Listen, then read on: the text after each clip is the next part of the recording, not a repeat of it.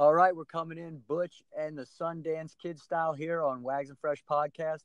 Justin had a story he'd like to relay to me, and I had about 10 minutes, so we thought we'd share it with you and pull some strings and see what comes out of it. So let it rip.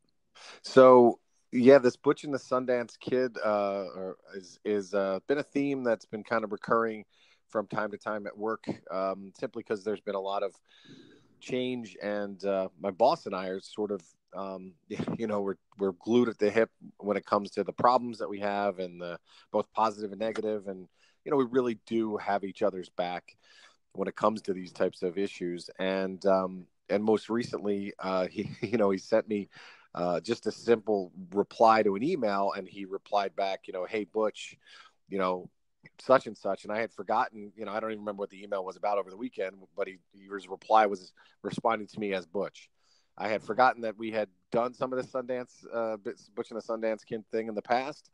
And so I said, are you referring, does that make me Sundance? Is that what I'm getting here?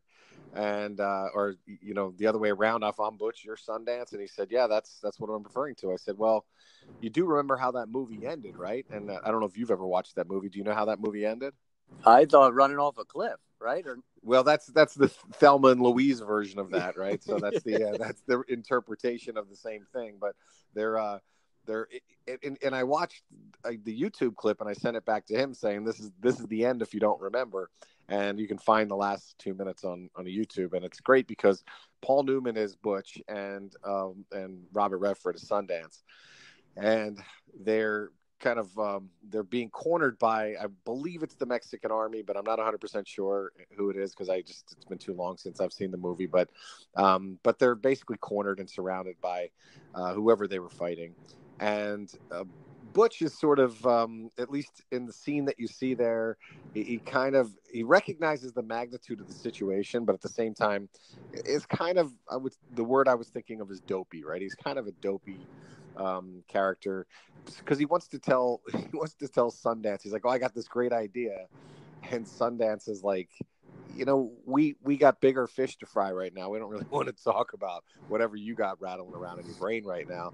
And so there was this pause for about 15 seconds. And of course, Butch couldn't help himself. So he's like, we should go to Australia. So, when this is all over with, let's go to Australia. We can, live our lives out there.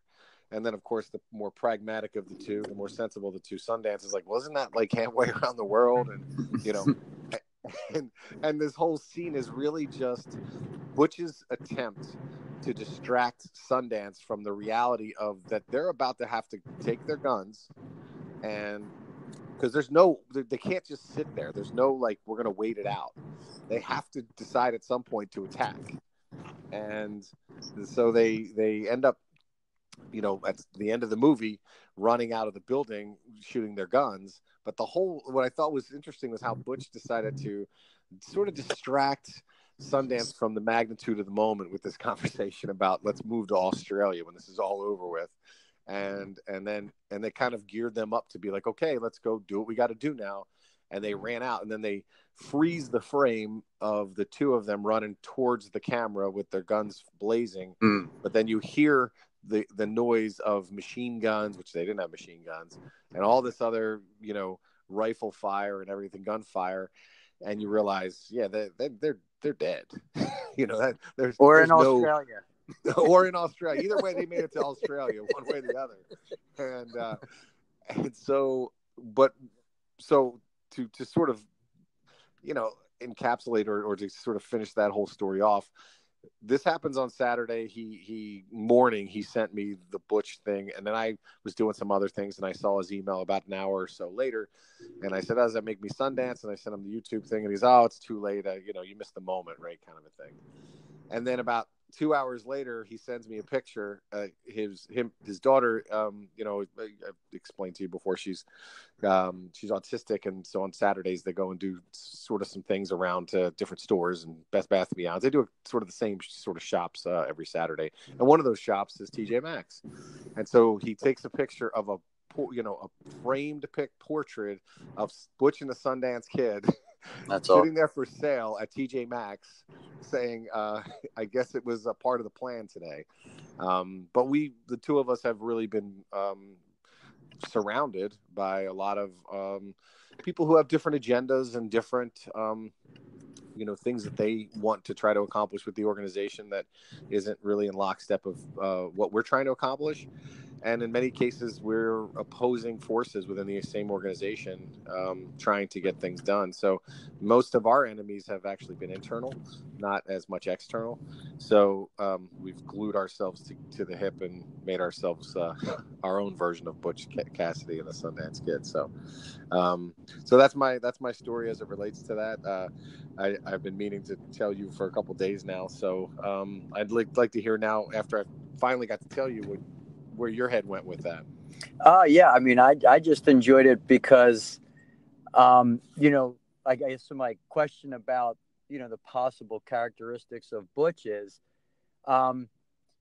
his, dopiness, or the way he handles things, the way he stays cool under pressure, which, has lent to his success, but he just makes it look easy, or is his dopiness and lack of understanding of what the situation is not allow him to get worked up in areas that would cause him to perform at a lower level.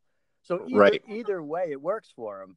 Yep. But it's just interesting. And then then after we talk about him, maybe we can head over to Sundance for a second.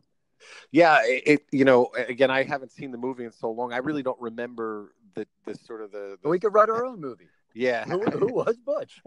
In the 2 minutes that you watched the YouTube clip, that's what I got from him, was this sort of this is Butch being Butch kind of thing, right? Oh, here's Butch again being him. But when you just take it in its own scene, you realize how important it is of so much of the time people are always trying to either be too serious or even sometimes too jocular, if you will. But the reality is there's a place for both of those things, and sometimes they need to happen at the same time. Sundance is being super serious, trying to figure out what are we going to do, what's our next approach, and be very serious. And at the same time, Butch is trying to lighten the mood, so that way there's he wasn't making jokes or anything, but to create some level of relaxed nature there, so they could get into a place where they could actually go do what they needed to do. And it's interesting how that works within relationships, whether it's your spouse or other people. And sometimes it's important, a lot of times, that those sort of relationships, those friendships, those that type of stuff is not even spoken of. It just sort of is. But sometimes it needs to be said. I think that in a work environment, especially, even this morning, Sundance for me and I were talking about something, and I said, I don't want to take that approach moving forward. I know that we've talked about that in the past. I don't want to take that sort of approach in the future. It was more of a negative approach and a negative mindset. And I said, and if I start going down that way, I need you to remind me that I don't want to go down that road. So sometimes you have to verbalize that to them, so that way they can keep you accountable. Because it's easy to go back into saying, oh, well, I'm just going to treat this person like this because that's how they treat me. And I'm trying to turn that around and not treat that person that way and not act that way and go into the situations that way. So, you know what, buddy, I need you to remind me when I go down that road from time to time that I told you I don't want to do that.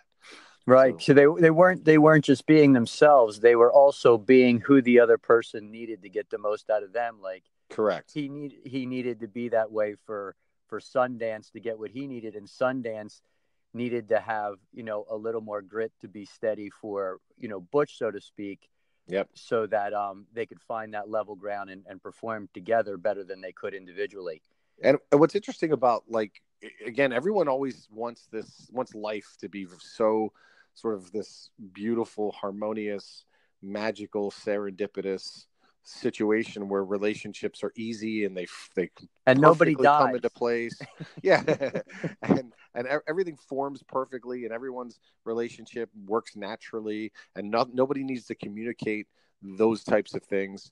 But better relationships, really come from the fact that you're clear about what you need from somebody else. You're clear about what it is that you're looking for, and what the expectations are that you have for themselves, for them, and for yourselves.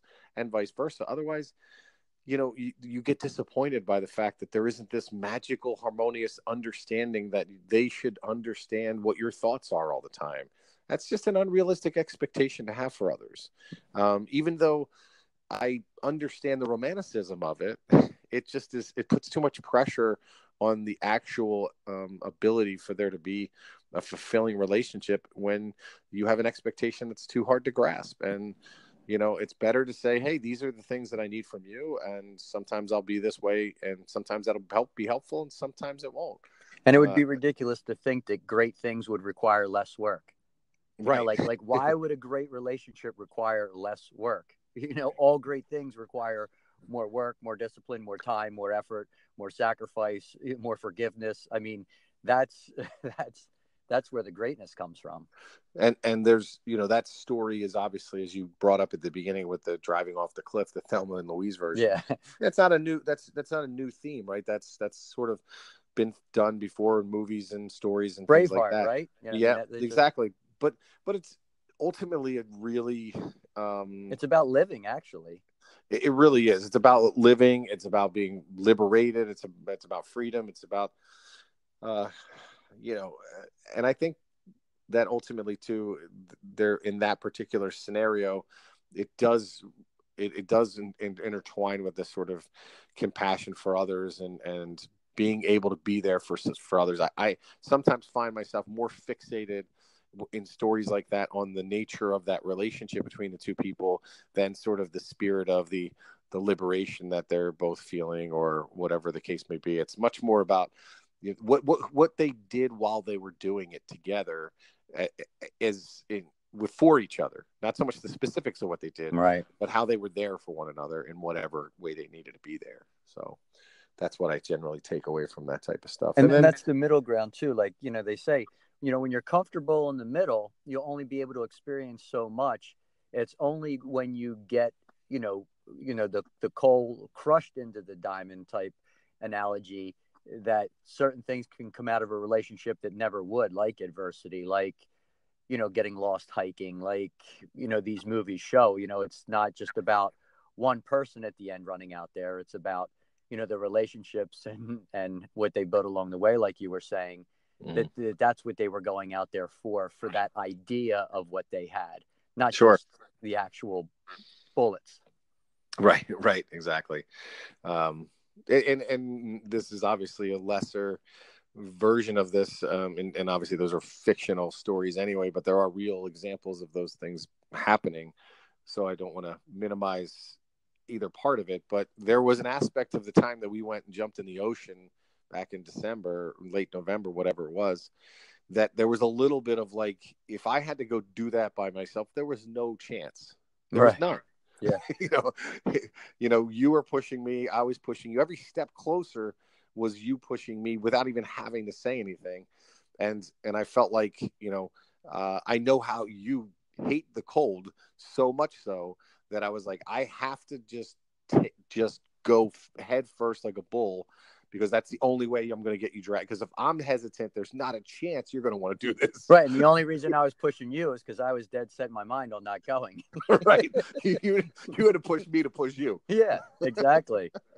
For sure. Because then I'd be letting you down. Right.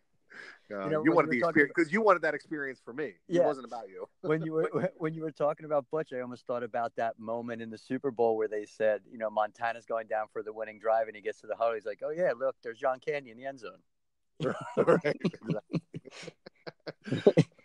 Funny. All right. Well, I'm glad we got to get this together today. So thanks for making this happen on, I guess, episode 11.5 or something. Yeah, it was a fun way to do it. I'll catch up with you later. All right. See you. Take care. Bye-bye.